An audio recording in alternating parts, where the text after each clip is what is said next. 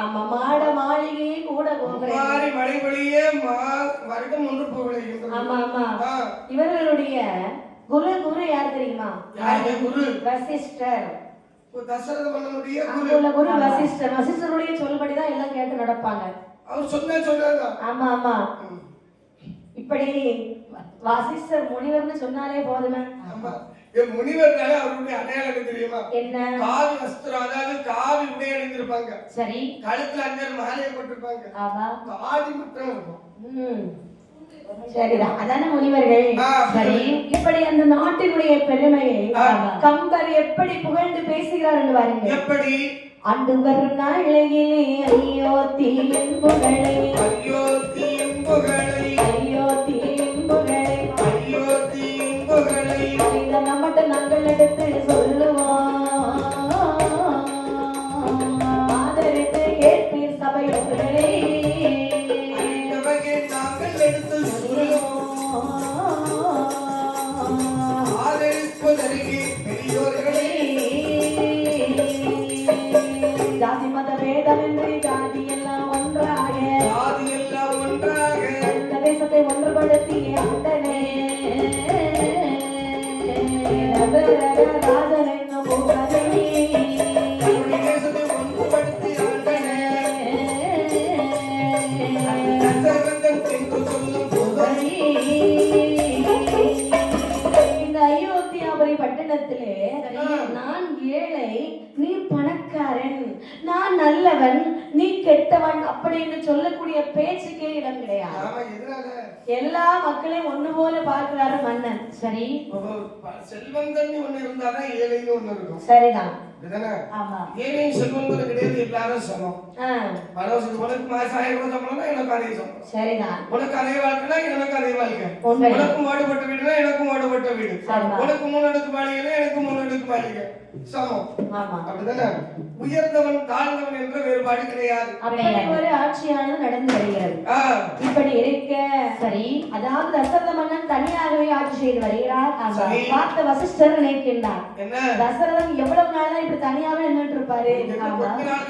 நம்மளோட பெரிய தாடி தசரதன் வளர்த்துவாரு போல இருக்கு. சரி, இப்படி இவரை விடக்கூடாது.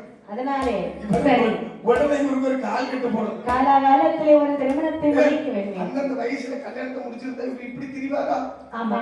எப்படி? உடனே இவருக்கு ஒரு கல்யாணத்தை முடிக்கல. அப்படி என்ன?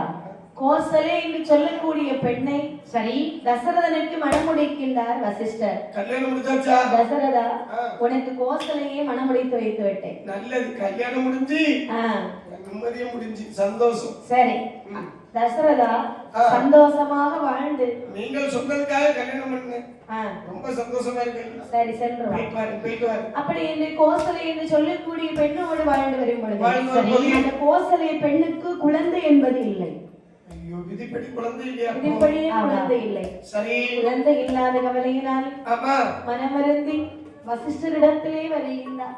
ஓடி வாரா மகாமுனிவரே, என்னப்பா நான் பாட்டுக்கு நான் உண்டியா வேலை உண்டு அங்க எங்க சென்று சரி நிம்மதியா காலத்தை போக்கிட்டு இருந்தேன். சரி, நீங்க பாட்டுக்கு ஒரு பொண்ணை பார்த்து கல்யாணம் பண்ணி வச்சீங்க. ஆமா, குழந்தை இல்லைன்னு சொல்லி வாழ்க்கை முழுவதும் வேதனையாக சென்று கொண்டிருக்கிறது. சரி, மன வேதனை தாங்க முடியல. முனிவர்கள் ஒரு காரியம் இல்லாமல் காரணம் செய்ய மாட்டாங்க. சரி, நீங்க செய்து வைத்த கல்யாணத்துல எனக்கு நிம்மதியே இல்லை சாமி. அப்படியா? ஒரு நேரம் வாழ்க்கை ஒரு சுகமாட்டே இல்ல, குழந்தை இல்லாத கவலை. சரி, நிம்மதி இல்லாம வாழ்ந்துட்டு இருக்கிறீங்க. ஒரு முடிவு இருந்தா சொல்லுங்க சாமி. உன்னுடைய மனம் இவ்வளவு வேதனைப்படுகிறதா?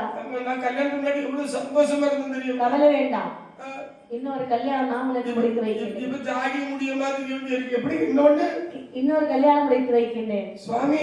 என்ன ஒரு கல்யாணம் பண்ணி நிம்மதி இல்லைன்னு சொன்னா இன்னொரு கல்யாணம் பண்ணிடலாம். நிம்மதி இல்லதுக்காக இல்ல, குழந்தை இல்லை அப்படிங்கிற ஒரு கவலைனால இன்னொரு கல்யாணம் உனக்கு நான் பண்ணி வைக்கிறேன். என்ன ஒரு வாய்ப்பு. ஆமா, சரி, நீங்களே சொல்லியாச்சு, வேண்டாம்னு சொல்ல முடியுமா? சீக்கிரம் கட்டி வைங்க, ஆர்வமா இருக்கு. ஏழை நாட்டு அரசன் மகள் கைகேசி. நல்லது, கைகேசியை பெண் பேசினார்கள், தசரதனுக்கு மனமுடைத்தார்கள். ஆமா ஆமா, கைகேசி பெண்ணோடு வாழ்ந்து வருகின்றார்.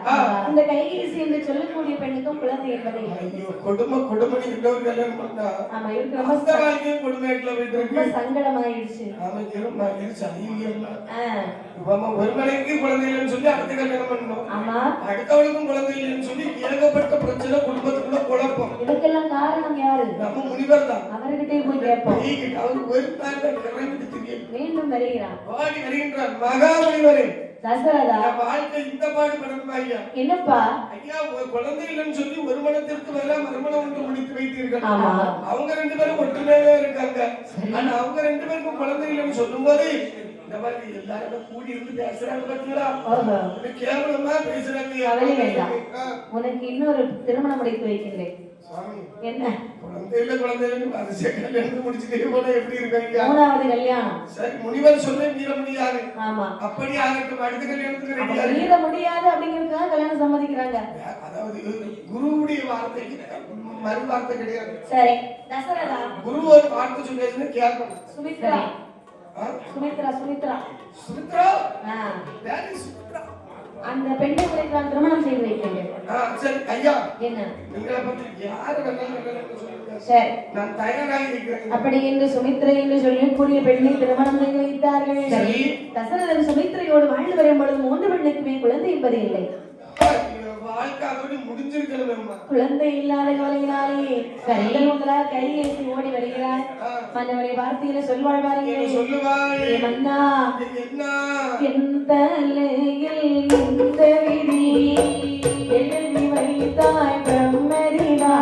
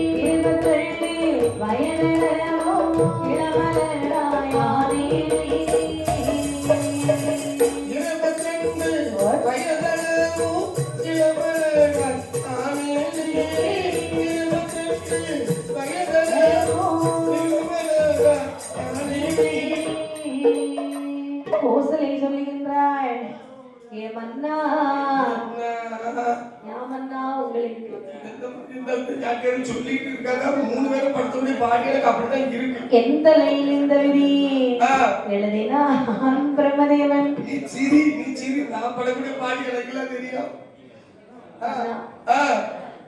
உங்க குலகுரு சொன்னாருன்னு சொல்லி அவர் கையில மாட்டிட்டு 3 பெண்களை மனம் முடித்து.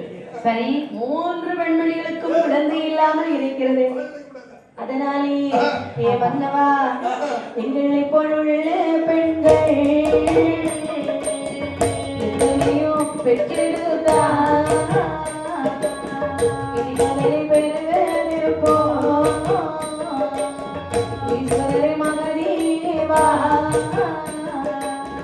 அடியேறி அடித்தீனா அந்த ஆண்டிரத்தை அடித்தீனா அதை கொடுமை செய்தீனா ஆண்டியை அடித்தீனா அடித்தீனா அதை கொடுமை செய்தீனா.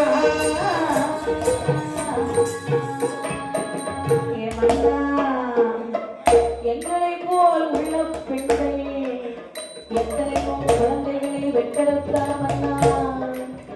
நான் கூட்டுகின்ற பருவத்திலே பூமாரி மோனிரி மன்னா, காய்க்கு வந்த பருவத்திலே காய் மாறி போனேன் மன்னா என்று அந்த கோசலை முடிக்கவும் கையை சங்கிருந்து ஓடி வருகிறார். சுவாமியே, அக்கா நீ கோடி வந்தா வீட்டு அட்டோடு பேச சொல்லி சிரிக்கா நான் இப்பதான் பேசி அவன் சொல்லத்தான் வந்தா கைகேசி முகத்தை பார்த்தோன்னு அவனுக்கு ஒரு மாதிரி வாசலுக்கு மொத்த கைகேசி வாடிட்டான். ஆமா ஆமா என்னாச்சு? கைகேசி ஆனவன் சொல்லுகின்றான் ஐயா ராசாவே உத்தம ராஜா மன்மத ராஜா மனசுக்கு ஏத்த மகாராஜா அக்காவுக்கு என்ன நிலைமையோ அதேதான் என்னுடைய மனதிலும் இருக்கிறது. எங்களுக்கு ஒரு குழந்தை இல்லாட்டும் பரவாயில்ல, எங்க அக்கா கோசலைக்காவது ஒரு குழந்தை இருக்கலாமே, அந்த பிள்ளைய எங்க பிள்ளையா நினைச்சு நாங்க வளர்க்க மாட்டோமா? எல்லாரும் சொல்ல முடியாது. மன்னா எனக்கு கேட்கன்னு விதி. அக்கா வந்து எவ்வளவோ சொல்லி அழுதாங்க. அக்கா அழுதாங்க நீ கேட்கவே. அவன் தலையில பிரம்மதேவன் இப்படி எழுதிட்டாங்கன்னு சொல்லி நான் எல்லாம் அங்க இருந்து கேட்டுதான் வந்தேன். ஆமா சொல்லி வச்சுதான் இருக்கீங்க. என் பங்குக்கு நான் ஏதாவது பேச வேண்டாம். நீ பேச பாப்பா, என்ன பேசுறேன்னு பாப்போம். மன்னா அந்த இளையவளையுமே பார்த்து என்ன சொன்னாள் தெரியுமா? என்ன சொல்லுவாள்? மல்லடி வாரன் மல்லடி மல்லடி வாரன் மல்லடி சலாதே மல்லடி வாரன் மல்லடி மல்லடி வாரன் மல்லடி சலாதே இருளி இருளி என்று அவள் இருளி இருளி என்று இடமுறையாதே சலாதே இருளி இருளி என்று இருட்டு இருளி என்று சலாதே இல்ல வாசலே இல்ல வாசலே வரமாட்டா இல்ல வாசலே இல்ல வாசலே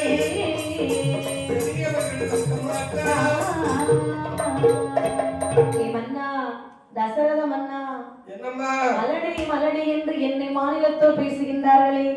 ஒன்னோட்டமா பேசுறாங்க. அது மட்டும் இந்த அரண்மனைக்குள்ள இருக்கிறவங்களோட என்ன பத்தி ஒரு மாதிரி பேசுறாங்க. அரண்மனைக்குள்ள இருந்து கேட்டுட்டு இருக்காங்க, ஊர் ஊரா கேட்டுட்டு. நான் இருக்கும்போது நல்லா பேசிக்கிறாங்க. அது அப்படிதான் உலகமே இப்படிதான். நான் போயிட்டேன்னு வைங்களேன் நல்லா பேசுறாங்க. இங்க இருந்து போயிட்டேன்னு வைங்களேன் ஆமா நல்லா பேசுறாங்க. அதனாலே சரி என்ன சொல்றதுனே தெரியவில்லை. பிள்ளை இல்லா வாசலே பெரியவர்கள் கூட வரமாட்டார்களாம். மதுரை இல்லா வாசலே மறையவர்கள் வரமாட்டார்கள். ஒரு குழந்தை இல்லாத கவலை நம்ம எவ்வளவு வாடுவோம். எங்க அக்காவை பாத்தீங்களா, எனக்கு என்ன பத்தி வேற கவலை இல்ல, எங்க அக்காவை பத்தி தான் எனக்கு எல்லா கவலையும். என்ன ஆமா எனக்கும் வருத்தம் இருக்குது. சொல்லு பாப்போம். குழந்தை இல்லைன்னா அதனால ரொம்ப வருத்தமா இருக்கு. அவ்வளவுதானா? ஆமா முடிச்சு போச்சு. எவ்வளவு சிம்பிளா முடிச்சா பாத்தியா? சரி ஒண்ணு மாதிரி மதுரை இல்ல, முதல்ல இல்ல, வாசல்ல இல்ல, கடையில இல்ல, கடத்தல இல்ல, இப்படி எவ்வளவு அழகா சுருக்கமா சிம்பிளா சொல்லி முடிச்சா பாத்தியா? இருக்கக்கூடிய நாளையிலே அங்க யார் வருகிறார் வாருங்கள். சுமித்ரா அப்படியே அழுதுகிட்டே வர்றா. நீ மட்டும் தான் வரலன்னு நினைச்ச, நீ வந்துட்டியா? வா வா அது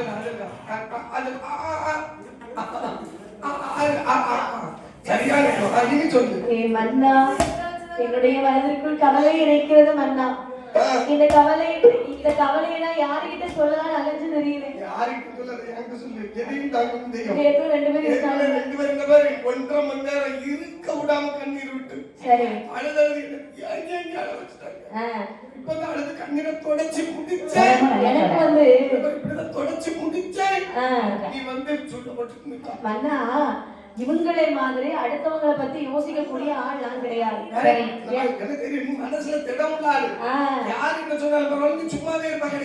எனக்காக மட்டும் தான் நான் வாழ்வேன். ஆமா சரி இப்ப என்ன செய்யணும்? இப்பொழுது எனக்கு ஒரு ஆசை இருக்கிறது. செல்லம்மா என்றனை எடுத்து செப்பமோட நீராட்டி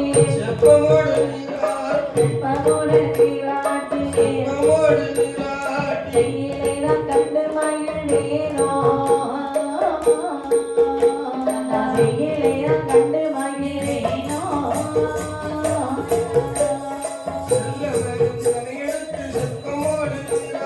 செப்பமோட நீராட்டி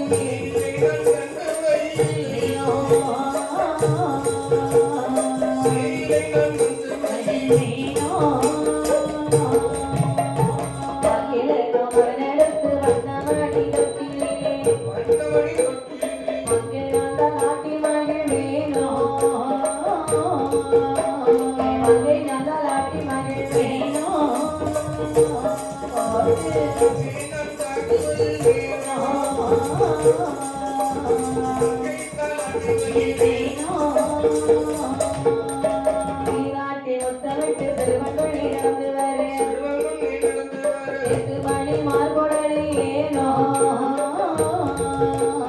ஏத்துமணி மார்புடனே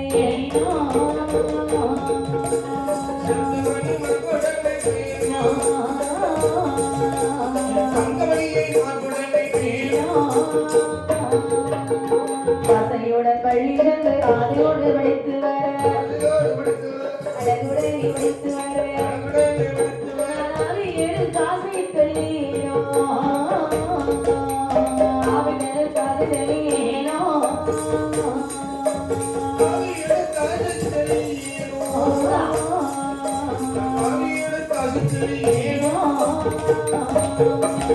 இப்படியாக சுமித்ரா தேவி சொல்லுகின்றார். சுமித்ரை வந்து அவருக்கு செல்ல மனைவி. எல்லா வீட்லயும் அந்த பிள்ளைங்க கடைசி பிள்ளைங்க செல்ல பிள்ளையா இருப்பாங்க தாய் தகப்பனுக்கு. கடைசியில உள்ளவங்க கொஞ்சம் செல்லம் கொடுப்பாங்க. சரிதான். இப்ப ஒரே மனைவியா இருந்தா நம்ம தான் செல்லம், எல்லாமே நமக்கு தான். சரிதான். இப்படி சொல்லுகிறார் மன்னா. இவங்களை மாதிரி அடுத்தவங்களை பத்தி நான் பேச மாட்டேன். சரி, எனக்கு ஒரு குழந்தை இருந்தால் அந்த குழந்தையை நான் தங்க தொட்டில எடுத்து எவ்வளவு அழகா தாளாட்டுவது தெரியுமா? அது மட்டுமா, என் மகனை நான் வளர்த்து நிறைய சாப்பாடு கொடுத்து அவன் சீராட்டி முத்தமிட்டு அவனை வந்து பள்ளியில கொண்டு இருத்தி படிக்க வச்சு அவனுக்கு படிச்சு முடிச்ச பிறகு அழகான ஒரு பொண்ணை பார்த்து கல்யாணம் பண்ணி வச்சு சரி ஆசை மகிழ மாட்டேன் நான்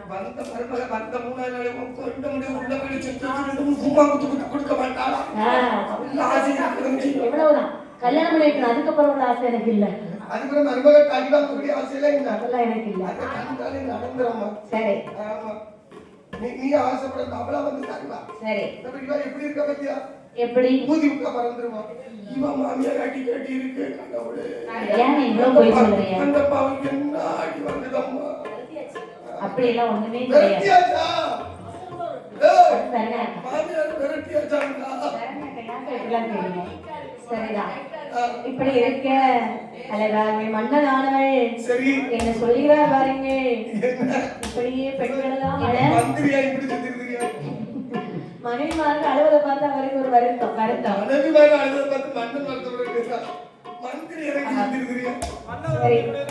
அந்த ஒரே கூட்டுக்குள்ள கிளின்னு சொல்லுவாங்க. ஆமா, இப்படி என்று அழகாக அழுது புலக்கும் பொழுது மன்னனானவன் நினைக்கின்றான், என்ன ஒன்று மனைவிமார்கள் நமக்கு கொடுத்தது யாரு? வசிஷ்டர் தானே. ஆமா, அந்த வசிஷ்டருடைய சொல்ல கேட்டு நடந்ததுனால இன்னைக்கு நம்ம இந்த நிலைமைக்கு இருக்கோம். ஆமா, இன்னைக்கே போற வசிஷ்டர் கிட்ட ஒரு கை பார்க்க வசிஷ்டர் ஒண்ணி வருகிறார். என்ன கேட்டார் பாருங்க. மாதேவ மாமுனி வரே மனக்கவலை ஆச்சே மனக்கவலை ஆச்சே மாதேவ மாமுனி வரே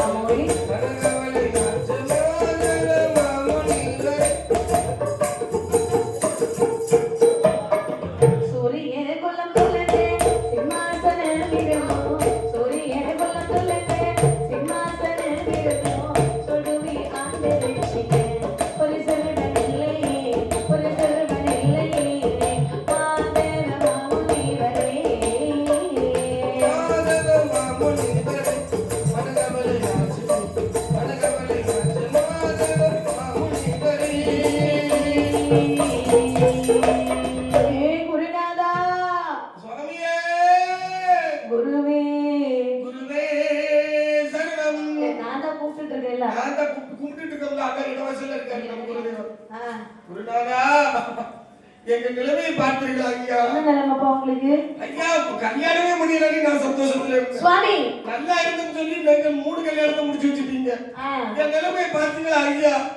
3 மனைவிகளை வந்து என்ன பாடுபடுத்துறாங்க தெரியுமா? என்ன பாடு? குழந்தை இல்லாத மனக்கவலையின் காரணமாக என்னால் சந்தோஷமாக ஒரு நிமிடம் கூட வாழ முடியவில்லை ஐயா. நான் படும் பாடுகளுக்கு தெரியவில்லையா? வேடிக்கையாக இருக்கிறதா? சரி. எல்லோரும் இப்படி பார்த்து நீங்க இளவமாக சிரிக்கிறார்களே ஐயா. என்ன? ஓ முடிவுகள் என்ன? நான் படும் வேதனை நீங்கள் பார்த்து கொண்டு இருக்கிறீர்கள். தசரதா, ஒரு குருவானவள் முனிவரை பத்தி புகழ்ந்து பேசணும். அப்படிதானே? ஒரு முனிவர் வந்து ஒரு குரு வந்து ஒரு சீடனுக்கு ஒரு சிசிய பிள்ளைக்கு நல்ல வாழ்க்கை அமைச்சு கொடுக்கணும். என் வாழ்க்கையில சந்தோஷமே இல்லாம ஆகிட்டீங்க ஐயா. என்ன சந்தோஷம் இல்லை என்று சொல்லுங்கள். ஒரு மனைவியோடு உத்தமமாக வாழ்ந்து வருவார்கள் மற்றவர்கள். ஒன்றல்ல 2 அல்ல 3 மனைவிகளை உங்களுடைய வார்த்தை கேட்டு நான் திருமணம் முடிப்பேன். சரி. திருமணம் முடிந்து இத்தனை ஆண்டுகளாக குழந்தை இல்லாத ஒரு மனைவி சொல்ல வார்த்தையை கேட்க முடியாதுங்க. சில பேர் 3 மனைவி வார்த்தை கேட்கும் போது என்னுடைய காதல் என்ன நிலைமைக்கு ஆளாகி இருக்கும். சில பேர்கள் ஒரு மனைவி இருந்தாலே கூட ஒரு மனைவி இருந்தால் நல்லா இருக்காதுன்னு நினைக்கிறாங்க. அப்படி இருக்கும்போது உனக்கு 3 மனைவி மாத்திரம் கிடைத்திருக்கும் தசரதான் இப்படி புலம்புகின்றாய். அவ சந்தோஷமா மூணு கொண்டு கிட்டது. ஆமா. கெட்டது அதோட பாடு. சரிதான். ஒரு கொண்டாட்டி இருந்தா பேசாம வாழ்ந்து போயிடலாம். 2 3 இருக்கவங்க என்ன பாடுபடுறானே அவங்கிட்ட கேட்டா தெரியும். சரி. மூத்தவன்கிட்ட பேசுனா இளையவளுக்கு பிடிக்காது, இளையவள்கிட்ட பேசுனா அடுத்தவளுக்கு பிடிக்காது. 3 பேரும் தியானம் இருந்து படுத்துவாங்களே ஒரு பாடு. உனக்கு என்னது தெரியும்? முனிவர்கள் எல்லோரும் என்னை பார்த்து ஒரு குறி சொன்னது கிடையாது. ஆனால் இப்பொழுது குழந்தை இல்லாத கவலையினாலே எல்லாரும் பின்பக்கம் இருந்து இகழ்ந்து பேசுகின்றார்கள், இழிவாக பேசுகின்றார்கள். காரணம் யாரு? நீங்க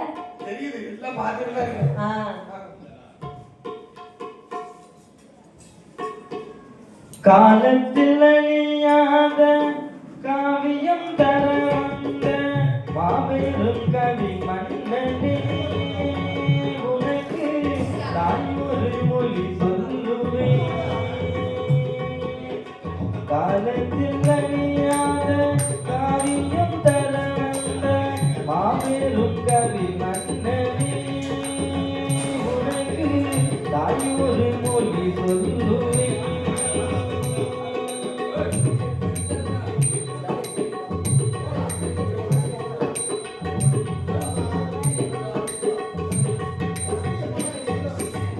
உணர்ச்சியில் விளையாடும் உன்னத கவிச்சிங்கம், உணர்ச்சியில் விளையாடும் உன்னத கவிச்சிங்கம், தளர்ச்சியில் விளையாடுமா மகளே தந்தனம் சேராகுமா. காலத்தில் அழியாத காவியம் தர வந்த மாபெரும் கவி மன்னனே, உனக்கு தாயொரு மொழி சொல்லுவேன்.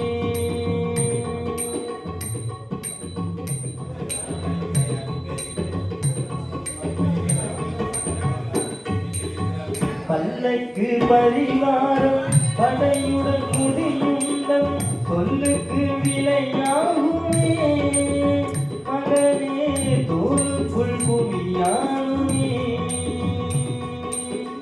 ஊருக்கு கதை சொல்வோர் உள்ளத்தை வரை செய்தார், ஊருக்கு கதை சொல்வோர் உள்ளத்தை வரை செய்தார், சீர்வெறும் கவி பாடுமே மகளே தெய்வத்தின் முகம் பாடுமே. காலத்தில் அறியாத காவியம் தர வந்த மாபெரும் கவி மன்னனே, உனக்கு தாயொரு மொழி சொல்லுவேன்.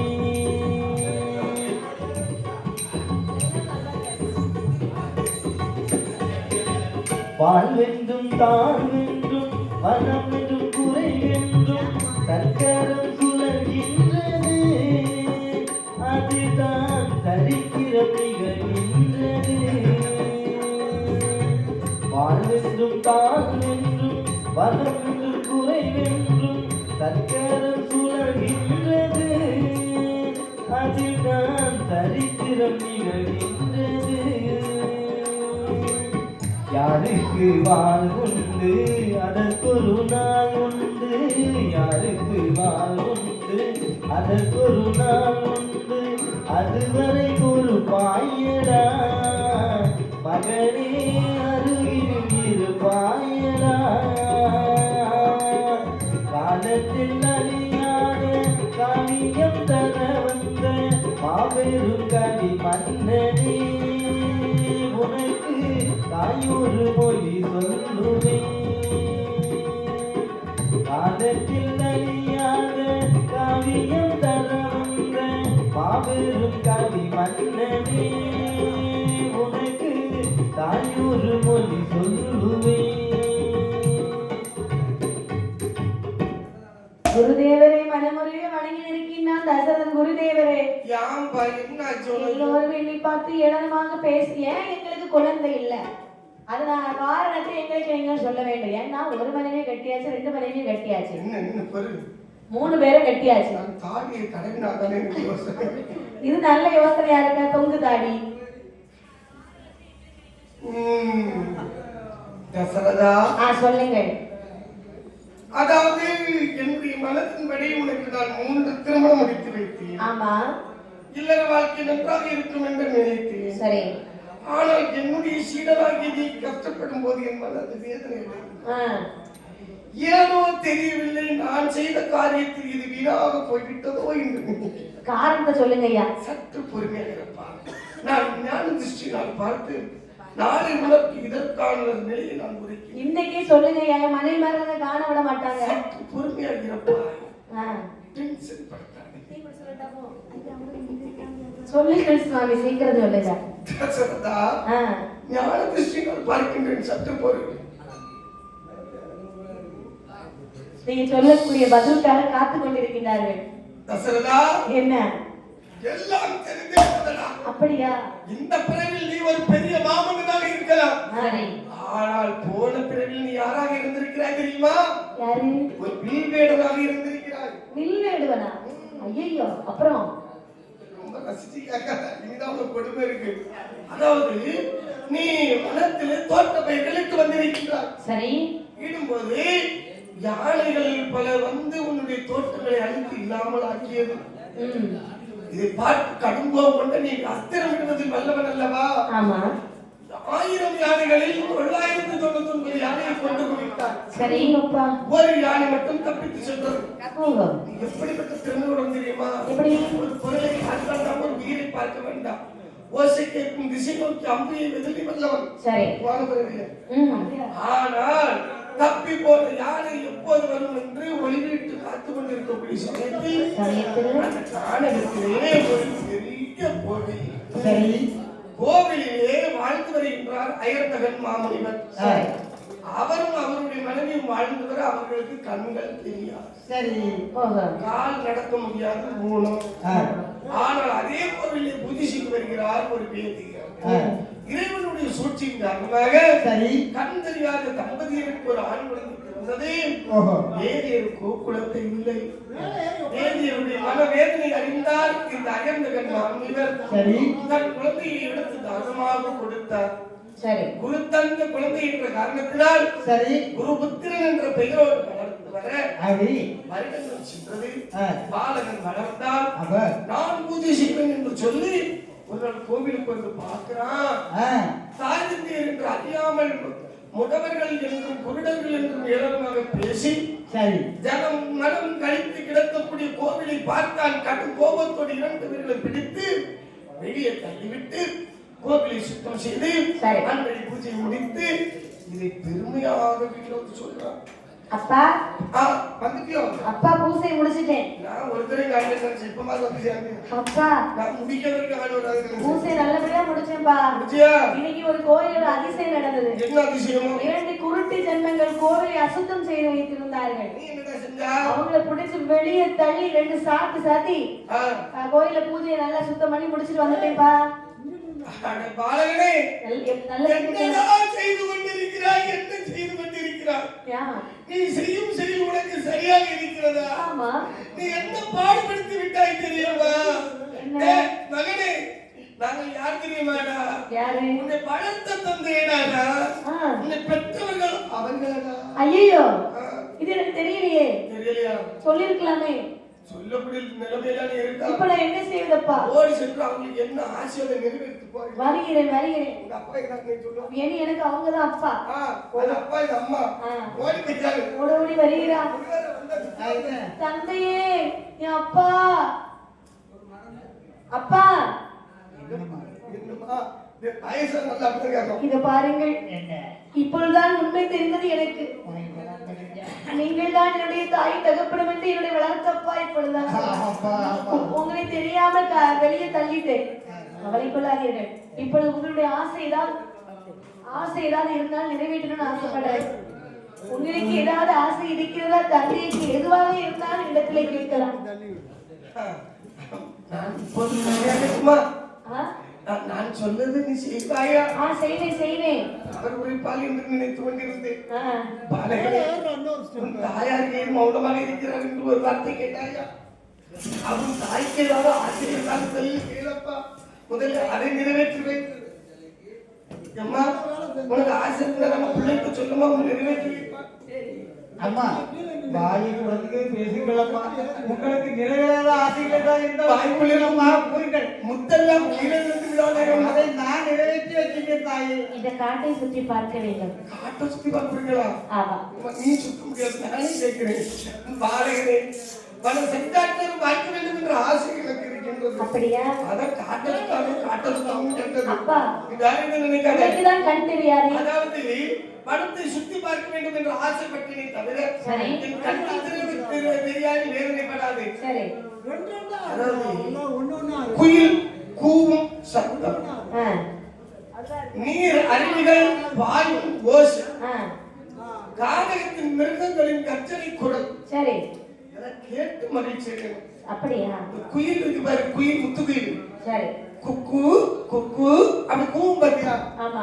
இதெல்லாம் கேட்க ஆசைப்பா. மகனே குருபுத்திரா, உன்னை பெற்றெடுத்தேனே தவிர இதுவரை உன் முகத்தை நான் பார்த்தது கிடையாது. மகனே, உன் குரல் எனக்கு நல்லா கண்டுபிடிச்சிட்டு இருப்பா. எங்க சத்தம் போட்டாலும் உன்னுடைய குரல் எனக்கு தெரியும். நல்லது. கூட்டிட்டு போப்பா, என்ன கூட்டிட்டு போப்பா. அம்மா நினைக்கிறாங்க குருபுத்திரா. இல்ல அம்மா அப்பா ஆசைப்பட்டாங்க. சரி, எப்படி கூட்டிட்டு போறது? ஆத்தா ஒரு சின்ன தொட்டில் சமைத்தான். சரி. இரண்டு தட்டில் தன்னுடைய தாயின் தேடி எடுத்து வைத்தான். ஒரு ரெண்டு தட்டு மாதிரி இருக்கிற இடத்துல தன்னுடைய தாயின் தேடி எடுத்து வைத்தான். அதை தூக்கி ஒரு கால் தகத்தை வைத்தான். சரி. தந்தையே, என்ன நீங்க முன்னாடி இருந்துடுங்க. என்ன அசையாம இருக்கணும். தாய் திறந்துடக்கூடாது. திறக்கக்கூடாது. இப்படியே இருக்கணும். கடைசிவரை இப்படி இருந்தாலும் உங்களுக்கு பேர் புகழ். அப்படியே ஆகட்டும். அப்படி இந்த கானகத்திலே வரும் பொழுது தாயும் தகப்பனும் கேட்கிற மகனை குருபுத்திரா, என்னப்பா? நெல்லப்பா, நெல்லு கொஞ்சம் நெல்லப்பா. அம்மாவுக்கும் அப்பாவுக்கும் தண்ணீர் தாகமாக இருக்கிறது. தண்ணீர் தாகமா? கொஞ்சம் எங்கேயாவது போய் தண்ணி எடுக்கா. வியாசம் உண்டா? கொஞ்சம் தண்ணி கோரி வாப்பா. மகனை வந்து பேச விடுமா? பிள்ளை பேசலன்னு ஆசைப்படுறாங்களா? அவனுக்கு பேச விட மாட்டேங்குது. நீ பேசு மகனை, பேசு. அம்மா கிட்ட பேசு. அம்மா என்ன சற்று பொறுங்கள். நான் சென்று தண்ணீர் கோரி வருகின்றேன். சரி, சீக்கிரம் சென்று கொண்டு வா. சென்று பார்த்து கொண்டு வருகிறேன். நீங்கள் கொண்டு வருகிறேன்.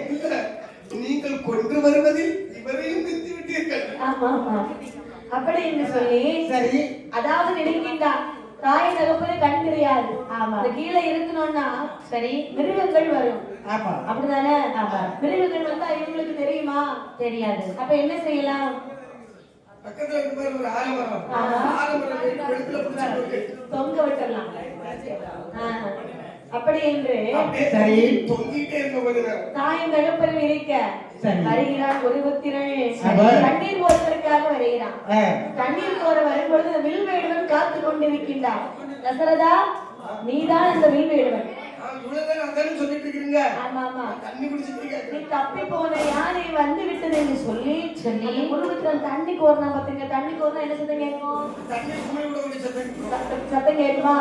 அப்ப யானை தான் வந்து விட்டது என்று சொல்லி வானத்தை விட்டு குருபுத்திரன் கொன்றார். குருபுத்திரன் அம்மா என்று அலறி விழுந்தான். விழும்பொழுது மண்ணில் படப்படம் ஒரு வாசகத்தை எழுதுகிறான். என்னை கொன்ற புண்ணியவான் யாராக இருந்தாலும் அந்த இடத்துல கொலகாரன்னு சொல்லல, புண்ணியவான் கொலை செய்தோம் புண்ணியவான். புண்ணியவான் யாராக இருந்தால் தாயும் தகப்பனும் ஆலமரத்தின் கீழே உட்கார்ந்திருக்கின்றார்கள். அவர்களுடைய தாகத்தை தீர்க்குமாறு கேட்டுக்கொள்கிறேன் என்று ஒரு வாசகத்தை எழுதிட்டு அப்படியே செத்து போயிட்டான். உயிரை விட்டான். இந்த வில்வேடன் ஓடி வந்து பார்க்கின்றா. என்னடா யானை சத்து கேட்கும் பார்த்தா யாரும் அம்மானு கூப்பிடுறாங்களே. வந்து பார்க்க ஒரு பாலன் மண்ணில் சரிந்து கிடப்பதை கண்டான். ஐயையோ, இந்த குழந்தையை நாம கொண்டு விட்டோமே. பக்கத்துல வந்து பார்க்கலாம் ஒரு வாசகம். வாசகத்தை படித்தாங்க. இவங்க பெற்றோர்கள் தண்ணி கொண்டு போனதில்ல. ஆமா, இறந்தவருடைய கடைசி ஆசை நிறைவேற்றுவது ஒரு கடமை. அப்படி என்று சொல்லி வாசகத்தை பார்த்தா தண்ணீரை கோரினா ஓடி ஆலமரம் பக்கத்துல வருகிறான். ஆலமரம் தேடி கொண்டு வந்தான். அப்பா அப்பா அம்மா ஐயா தண்ணீர் குடிங்கள், அம்மா தண்ணீர் குடிங்கள். என்ன அம்மா? யாரு யாரி? யாருக்கு யார் தண்ணீர் கொடுக்கும்? பாலகன் வந்திருக்கிறேன், தண்ணீர் அனுப்புங்கள் அம்மா. பாலகனா? என்னுடைய பாலகனுடைய குரல் இது கிடையாது. அவருடைய குரல் இனிமையாக இருக்கும். நீரோடையில் முங்கி குளித்தேன் அல்லவா, சளி பிடித்து விட்டது. அவன் தண்ணீர் கோரதான போன குளிக்க போகலையே. அருகில் தண்ணீர் பாய்ந்து கொண்டிருக்கிறது. ஏய் கையவனே, கண் தெரியாதவர்கள் ஏமாத்த பார்க்கின்றாயா? கண்டான் தெரியாத தவிர கேள்வி ஞானம் எங்களுக்கு மிக அருமையாக உண்டு. யார் என்ன பேசணும் எங்களுக்கு தெரியும். ஐயா, நீங்க ஞானத்துல கொண்டு தெரியாம உங்ககிட்ட போய் சொல்லிட்டாயா? நீ உண்மையை சொல்லுகிறாயா? சாபத்தை மன்னித்து விடுங்கள் ஐயா, மன்னித்து விடுங்கள். உங்கள் பாலகன் நீர் போறக்கூடிய சமயத்தில் நான் ஜாடிதான் என்று நினைத்து தவறாக நினைத்த நான் அஸ்திரத்தை விட்டு உங்களுடைய பாலகனை கொன்று விட்டேன் ஐயா. என்ன? என்னுடைய மகன் இறந்தானா? விடுங்கள் ஐயா, மன்னித்து விடுங்கள் ஐயா. என்ன? என்னுடைய மகன் இறந்தானா? உனக்கு மன்னிப்பே கிடையாது. கையவனே, என்னுடைய மகனை கொண்ட காரணத்தினால் 7 ஜென்மத்திற்கு உனக்கு குழந்தை என்பது இருக்காது. அப்படி இருந்தாலும் அது உன்னை விட்டு பிரிந்து போகுமடா. இப்படி ஒரு சாபத்தை போட்டுட்டீங்களா ஐயா? என்று சாபத்தை கொடுத்தவர் சொல்றாரு, என்ன? என் பாலகன் இறந்தான் என்ற செய்தியை கேட்ட பிறகு நான் உயிரோடு இருப்பதில்லை. உன்னுடைய பாலகன் உன்னை விட்டு பிரிந்தான் என்ற செய்தியை கேட்ட உடனே உன்னுடைய உயிரும் பிரிய கடவுள் சாபத்தை போட்டுட்டு அயர்ந்தகன் மாமுனிவரும் அவருடைய மனைவியும் அந்த இடத்தில் இருந்தார். தசரதா, சுவாமியே, கதையை கேட்டியா? இந்த கதையெல்லாம் உனக்குண்டான கதை. அப்படியா? பாவம் செஞ்சிருக்க. ஒரு உயிரை கொன்ற பாவம் இந்த பாடுபடுத்துறீங்க. அதுதான் உனக்கு கொடுமை. அன்னால் ஒரு உயிர் போனால் எவ்வளவு கொடுமணி பார்த்துக்க. அதான் உனக்கு குழந்தை இல்லப்பா. சுவாமி, என்ன? எனக்கு ஒரு சின்ன சந்தேகம்.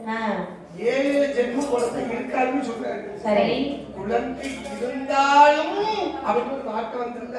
ஆமா ஆமா, குழந்தை இருக்குன்னு தானே சொல்லியிருக்கு சுவாமி. ஆமா ஆமா, ஏதாவது ஒரு வழிமுறை பார்த்து சொல்லுங்க ஐயா. வழி என்று சொன்னால் அவர் இப்போது கலைக்கோட்டு முனிவராக வாழ்ந்து வருகிறார்.